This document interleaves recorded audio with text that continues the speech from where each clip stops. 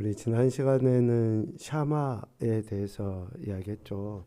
샤마는 들음과 순종이라고 이야기했습니다. 우리가 듣고 순종할 수 있는 것은 결국 내 생각을 내려놓을 때, 내 생각을 버리고 하나님의 말씀을 듣고 따라갈 때 샤마하는 사람이다라고 이야기했어요. 그러니까 이스라엘 백성을 애굽에서 구원하신 궁극의 이유가 뭐냐? 뭐 하나님이 찬양 받으시기 위해서다. 하나님이 저들을 통해 영광 받으시기 위해서다. 뭐 다 이야기할 수 있죠. 그런데 하나님이 특별히 그들을 아무것도 아니었던 그들을 하나님이 택하셨다. 그들을 전적인 역사로 애굽에서 구원해 내셨다라고 하는 것은 다른 어떤 이유보다도 더 강력한 게 그들로 하여금 하나님의 말씀을 듣고 순종하도록 하기 위해서 하나님이 그들을 택하셨다. 건지셨다. 그래서 다른 모든 사람들의 예표로 삼으시기 위해 이스라엘을 구원하셨다. 그러니까 오늘 우리도 해야 되는 게 뭡니까? 주어진 사역들 감당하는 거, 또 뭐 봉사하고, 뭐 수고하고, 또 우리 삶이 허락되어진 터전 속에서 열심히 사는 거, 뭐 다 중요하고 좋습니다. 그런데 그보다도 더 가장 우선시 돼야 되는 것은 하나님의 말씀을 듣고 순종하는 것. 이것이 가장 우선시 돼야 된다. 라는 거죠. 이렇게 하나님의 말씀을 듣고 순종하는 것이 결국은 뭔가? 그것이 바로 하나님을 경외하는 것이다. 하나님을 경외한다라고 하는 것은 추상적인 개념이 아니에요. 또 하나님을 경외한다고 하는 것은 단순한 어떤 행동 하나만 국한시키지 않습니다.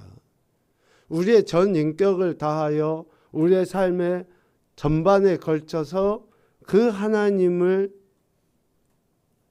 섬기는, 그 하나님의 말씀을 듣고 순종하는 것이 바로 하나님을 경외하는 것이다. 새벽에 안 나오신 분들도 계시니까 시편 15편 말씀을 우리 잠깐 한번 찾아봅시다.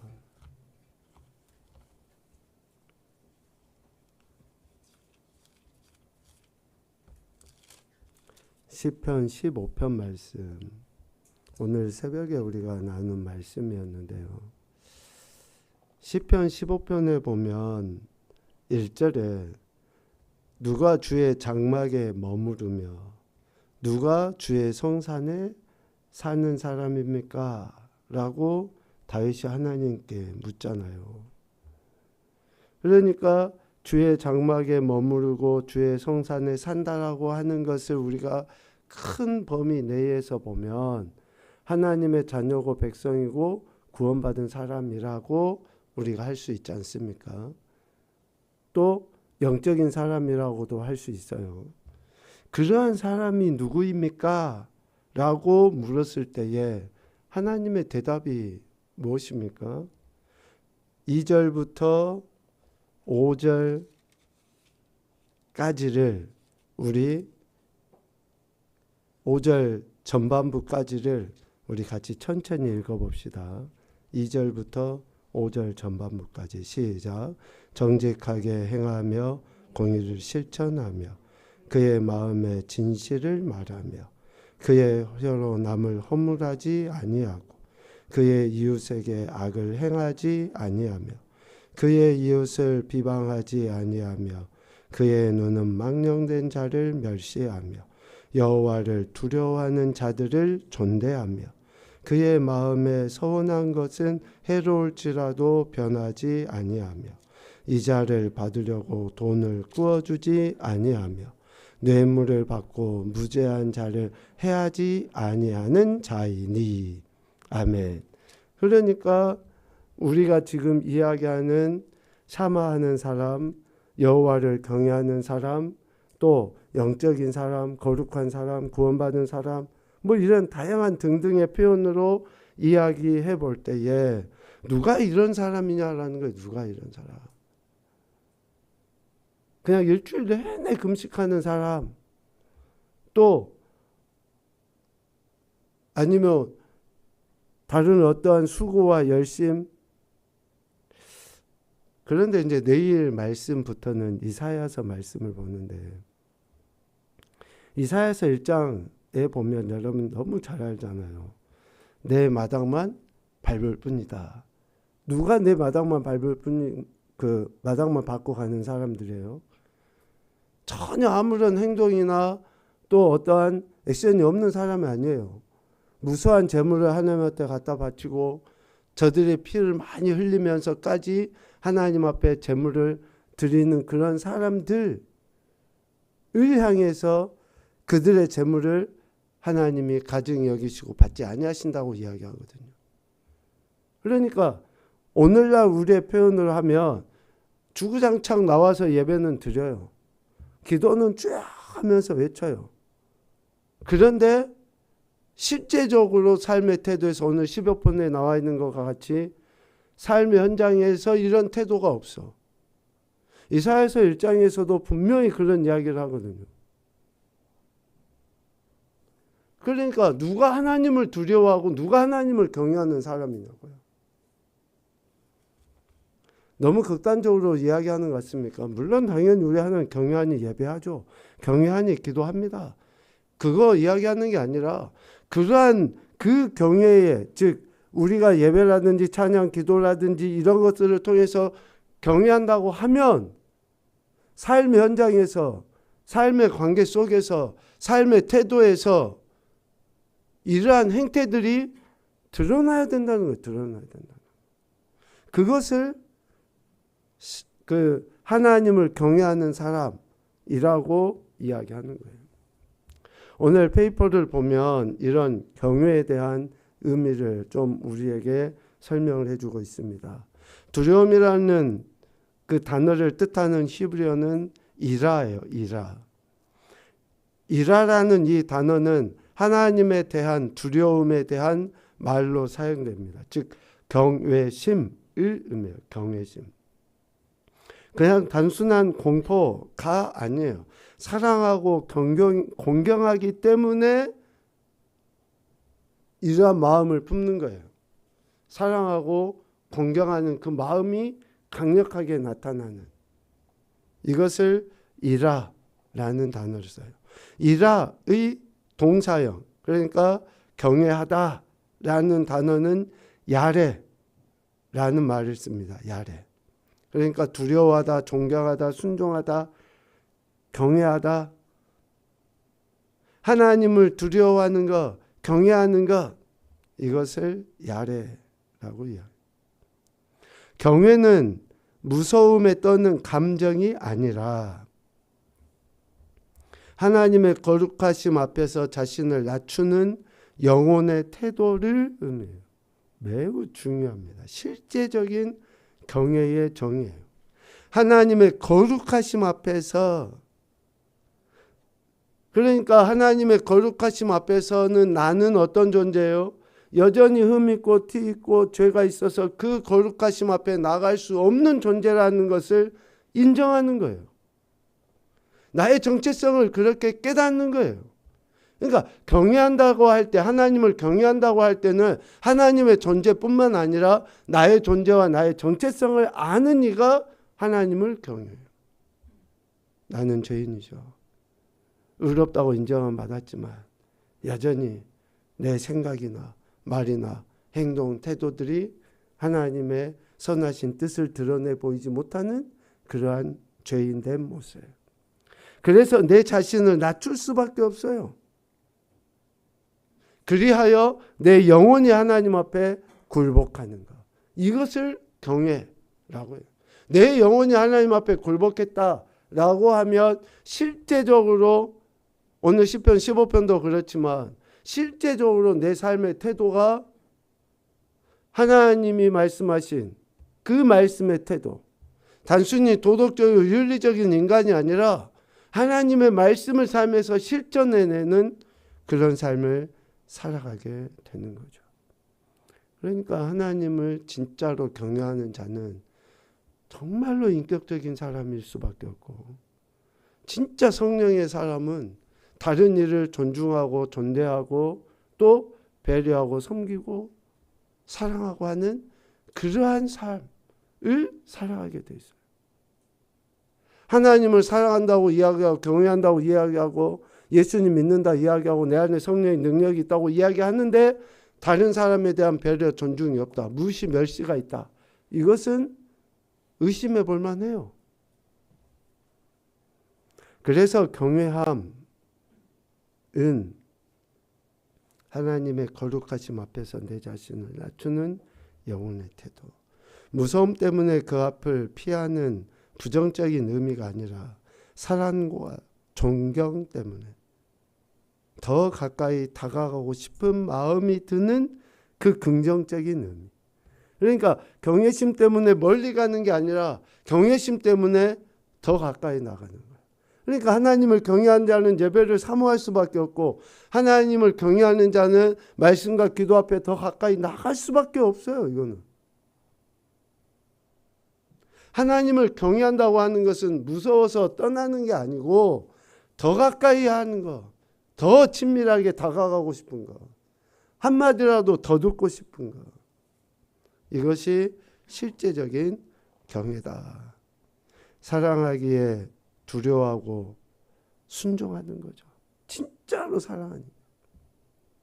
그러니까 부부간에도 진짜 사랑하잖아요. 그러면 정말로 마음으로 존경하게 돼 있어요.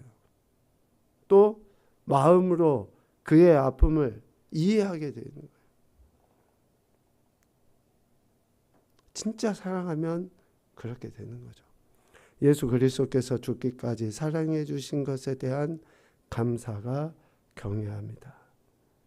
그러니 예수님을 또 예수님의 말씀을 제대로 우리가 듣고 순종하지 않을 수 없는 거죠. 우리가 예수님의 사랑에 대해서 실제적으로 감사하는 그 경외가 있으면 어찌 예수님의 말씀을, 예수님을 그렇게 내 생각의 틀에 가두고 또 나의 필요에 의한 그냥 날 도와주는 분 정도로만 이해할 수 있겠습니까? 일화의 동사형 야레의 다른 뜻은 그래서 하나님을 경외하다라고 하는데 다른 뜻은 예배하다예요. 예배하다. 그러니까 하나님을 경외하는 것은 결국 뭐와 직결이 됩니까? 예배와 직결이 되어 있어요. 예배와. 하나님을 경외하는데 예배를 안 드린다. 또 예배의 소중함과 예배의 가치를 인정하지 않는다. 정말 의심해 볼 만한 대목입니다.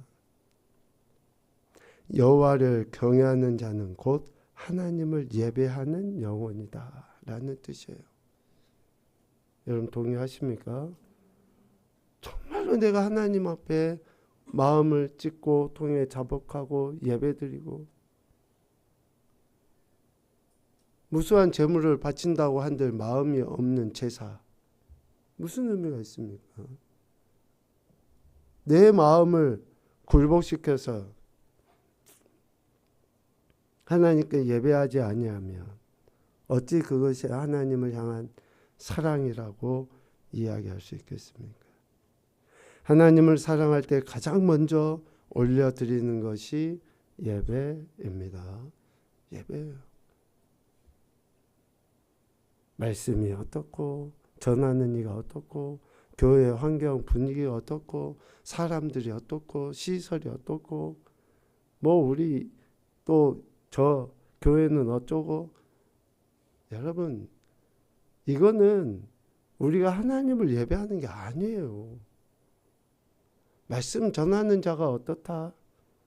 또 뭐 누구 때문에 어떻다. 교회 가기 싫다. 예배 드리기 싫다. 여러분 제발 이거는 근본적으로 내가 하나님을 경외하고 하나님을 사랑하고 있는가부터 점검해야 되는 거예요.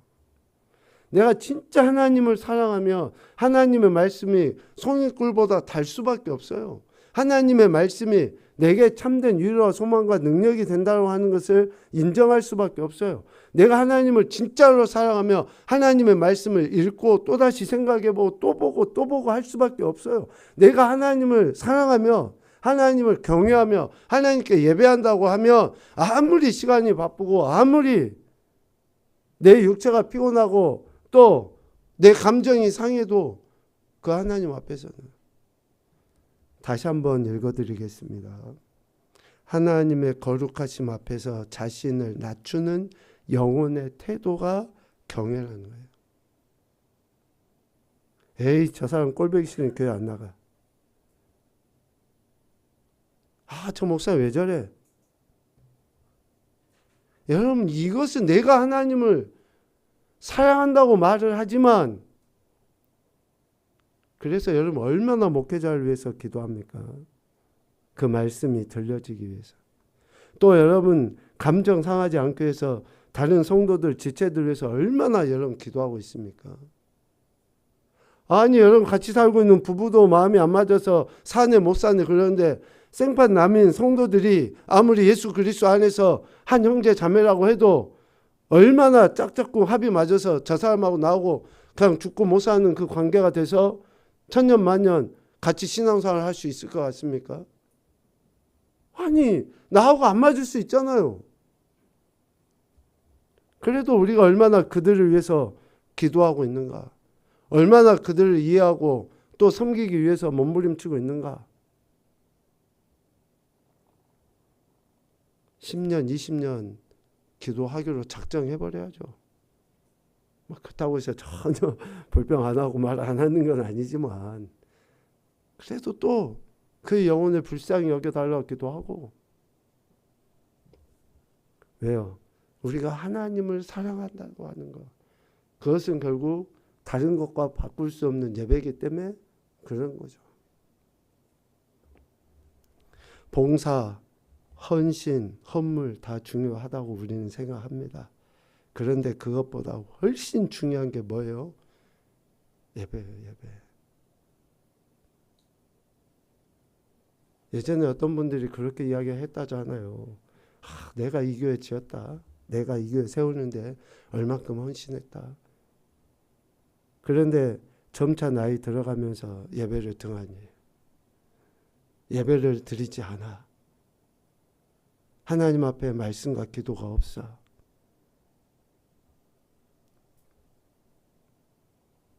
하나님을 사랑하는 자만이 영과 진리로 예배를 드리는 사람이고 곧 하나님께서 찾으시는 사람입니다. 우리 요한복음 4장 23절 24절은 찾아서 읽어봅시다.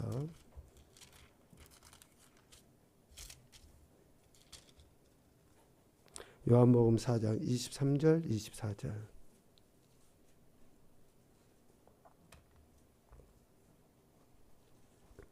같이 읽죠. 시작. 아버지께 참되게 예배하는 자들은 영과 진리로 예배할 때가 오나니 곧 이때라. 아버지께서는 자기에게 이렇게 예배하는 자들을 찾으시느니라.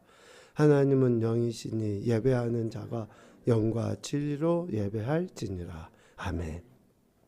하나님께서 찾으시는 자가 누구라고 했습니까? 영과 진리로 예배하는 자를 찾으신다. 자, 한 군데만 더 봐봅시다. 시편 14편이에요.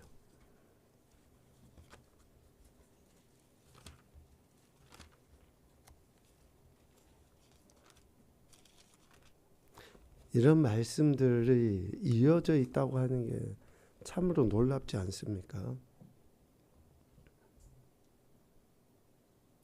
시편 14편 2절 말씀 한번 읽어봅시다. 시작. 여호와께서 하늘에서 인생을 굽어 살피사 지각이 있어 하나님을 찾는 자가 있는가 보려 하신즉. 아멘. 하나님을 찾는 자를 하나님은 굽어 살펴서 보시는 거죠. 오늘 요한복음 4장에서 이야기하는 하나님이 찾으시는 자, 하나님을 찾는 자와 하나님이 찾으시는 자가 다른 사람입니까? 아니에요. 하나님이 찾으시는 자가 예배하는 자고, 예배하는 자가 하나님을 찾는 자예요. 그러니까 우리가 왜 예배에 대한 소중함과 가치, 특별히 예수 그리스도를 믿는다고 하는, 하나님을 경외하고 하나님을 사랑한다고 하는 자들이 그 예배, 여러분 책 제목도 있지 않습니까? 예배에 목숨 걸어라. 우리 목숨을 걸어야 돼요. 예배. 날 구원해 주신 것에 대해서. 그래서 예배 목숨 걸으라고 하는 것은 1년 365일 무조건 예배 자리에 나와라. 뭐 직장도 별로 관계없이 무조건 나와라. 이런 의미가 아니잖아요. 내가 예배 자리에서 내가 어떤 생각, 어떤 태도, 어떤 영혼의 굴복으로 하나님 앞에 예배하고 있는가. 그냥 예배당 나와서 내게 주어진 봉사했다. 또 아니면 내가 예물 드렸다. 이런 사람을 마당만 밟고 지나간다라고 이야기했잖아요. 그러니까 실제적으로 내가 예배 드리는 것이 어떤 마음가짐으로 하나님 앞에 지금 예배를 드리고 있는가. 피곤하고 힘들고 또 짜증나는 그런 일들 속에서도 우리가 이 자리에 딱 나온 이상은 어때요? 주님만 집중해야죠. 다른 사람 아니에요. 환경 아니에요. 주님만 집중하며 나가야죠. 제가 제 아내한테 했던 이야기 중에 하나가, 개척하고 상가 3층에서 정말 몇 명 되지 않는 성도들하고 신앙생활 할 때가 참 한 번씩 생각이 난다. 그 이야기를 하거든요. 지금 이 숫자보다도 훨씬 더 적은 사람들이 모여서 예배를 드리는데 그렇게 뜨겁고 기쁘고 그 말씀의 은혜가 있었던 그러한 그때 당시의 예배가 한 번씩 생각이 나는 거예요. 환경도 이전보다 훨씬 좋죠. 지금은 시설도 너무나 좋아요. 그런데 왜 제 마음이나, 물론 이게 제 영적인 문제일 수도 있죠. 그런데 왜 예배 드리는 사람들의 면면의 마음들, 모습들을 보면, 여러분 여기 서서 보면 여러분 얼굴 다 보인다고 했잖아요. 저 뒤에 있는 사람 얼굴까지 다 보여요. 얼굴이 보인다고 하는 것은 뭐예요? 저 사람의 지금 대충 마음의 상태가 보이는 거예요. 앞에 서신 분들은 한결같이 그 이야기예요. 다 보여요. 다 얼굴 다 보여. 다 보여. 참 신기해요. 그러한 모습들을 보면서 한 번씩 정말 시설이나 환경이 열악했음에도 불구하고,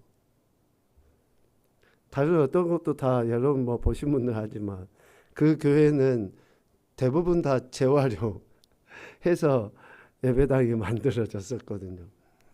한 가지만 이야기하면 이 강대상이 없었어요. 강대상이. 어떤 강대상을 했었냐면, 뭐 회사 이름을 대서 그렇지만 삼성전자에서 제품을 진열하던 그 단상 같은 게 이렇게 있었어요. 그것을 얻어다가 앞에 나무 십자가만 하나 달아가지고 그것을 강대상으로 쓰고, 이 단은 그래도 좀 높아야 되잖아요. 그 폐기물 버리는 데 가보니까 그 통침대라고 있잖아요. 우리 그 침대 받침인데 통으로 돼 있어요. 그 반쪽짜리를 주워다가 거기에다가 빨간 카페트 올려가지고, 그러니까 침대 크기 절반이니까 얼마나인지 아시겠죠? 한 이것보다 약간 더 큰 거기에다가 조그마한 강대상 올려놓고, 강대상도 아닌 강대상 올려놓고 거기서 말씀을 나누는데 그렇게 은혜가 되고 감사함이 있었거든요.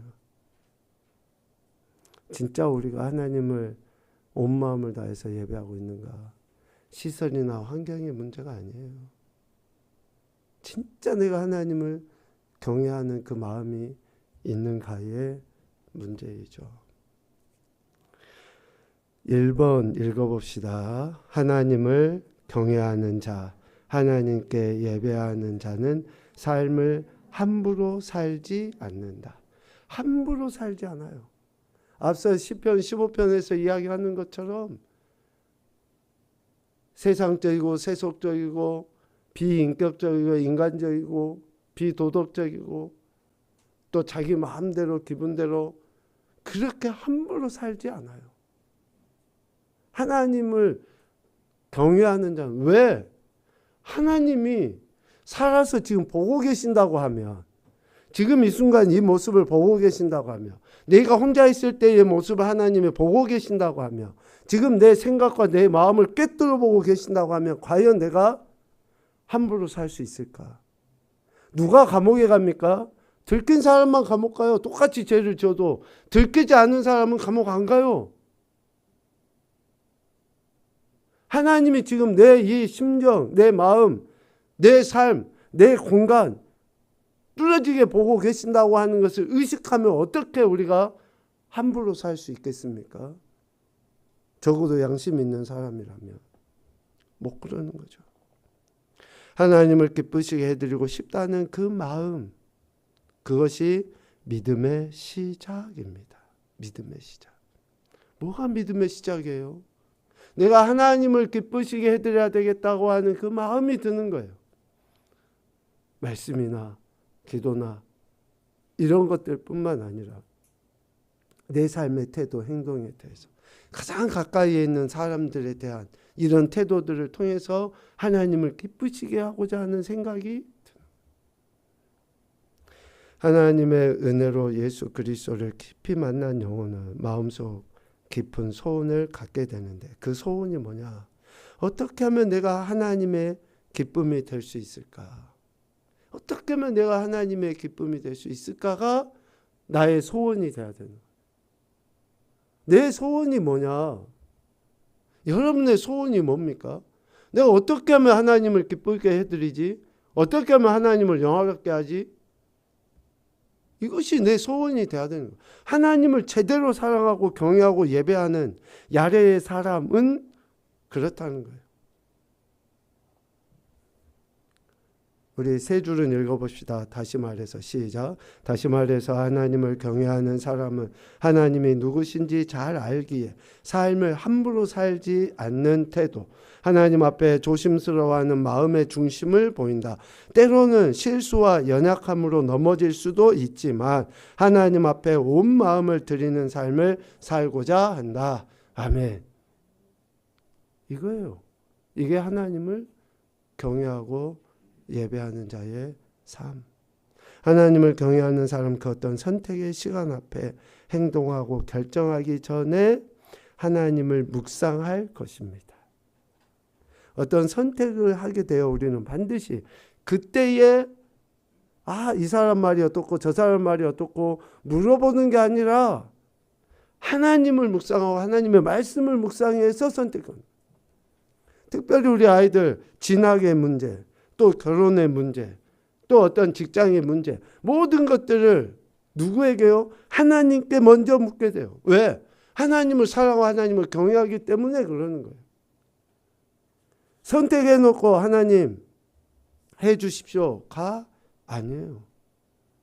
서울대 정해놓고 하나님 해주십시오 하고 있어요. 공부는 안 해. 그럼 어찌 되는 거야? 그러니까 우리가 어떻게 어떤 길을 선택해서 하나님께 영광 올려 드릴지 기쁘시게 할지를 먼저 묻는 거예요. 하나님의 마음이 어떠하실지 생각하는 겁니다. 그의 영혼의 삶의 모든 방향이 하나님을 향하기 때문에 그렇습니다. 하나님은 그 마음 중심의 태도를 보십니다. 그 마음 중심의 태도를 보셔요. 어떤 삶의 길을 걸어갈지라도 삶의 모든 영역에서 하나님을 의식하는 데서 감찰하시고 함께 하시는 그 하나님을 의식하는 데서 하나님을 경외하는 깊은 태도가 흘러나와요. 그러니까 하나님을 경외한다고 하는 것은 매사에 하나님을 어떻게 해요? 의식하는 거예요. 생각하는 거예요. 하나님이 보고 계시는데 하나님이시라면 어떻게 하실까? 자꾸 하나님을 의식하는 거예요. 이러한 태도가 존중, 공경으로 나타나요. 자녀들은 늘 부모의 생각이 어떠한지 관심을 가져야 돼요. 그럴 때 자녀들이 부모를 제대로 공경할 수 있습니다. 꼭 그와 같아요. 잠언 16장 2절, 예레미야 17장 10절 이어서 같이 읽겠습니다. 시작. 사람의 행위가 자기 보기에는 모두 깨끗하여도 여호와는 심령을 감찰하시느니라. 나 여호와는 심장을 살피며 배부를 시험하고 각각 그의 행위와 그의 행실대로 보응하나니. 아멘. 하나님께서 우리의 마음의 중심을 보신다. 이렇게 하나님을 의식하고 하나님을 경외하는 야레의 사람에게 하나님은 복을 주십니다. 성경은 하나님을 경외하는 자에게 주시는 복에 대해서 다양하게 이야기해요. 이 다양함 속에는 영적인 복, 육적인 복이 다 들어져 있습니다. 수고한 대로 먹는 풍성한 삶을 허락하셔요. 시편 128편 1절 2절입니다. 같이 읽죠. 여호와를 경외하며 그의 길을 걷는 자마다 복이 있도다. 네가 네 손이 수고한 대로 먹을 것이라. 네가 복되고 형통하리로다. 아멘. 하나님을 경외하며 그 길을 걷는 자마다 이러한 풍성한 삶, 실제적인 복을 하나님이 허락하신다라는 것이고, 두 번째는 장래가 있고 소망이 끊어지지 않게 하시는 복을 주셔요. 장래가 있고 소망이 끊어지지 아니하는 복을 주십니다. 잠언 23장 17, 18절입니다. 1조. 내 마음으로 죄인의 형통을 부러워하지 말고 항상 여호와를 경외하라. 정령이 네 장래가 있겠고 내 소망이 끊어지지 아니하리라. 아멘. 귀인을 만나야지만 우리가 장래가 있고 소망이 있는 게 아니에요. 하나님을 만나고 하나님을 경외할 때에 우리는, 그래서 동쪽으로 가면 누구를 만난다더라, 이런 이야기 제발 듣지 마시고 사방팔방 하늘과 땅에 계시는 그 하나님을 의지하고 바라보며 따라갈 때에 우리는 진짜 복받은 그 인생, 장래와 소망을 간직하며 사는 인생이 되는 거예요.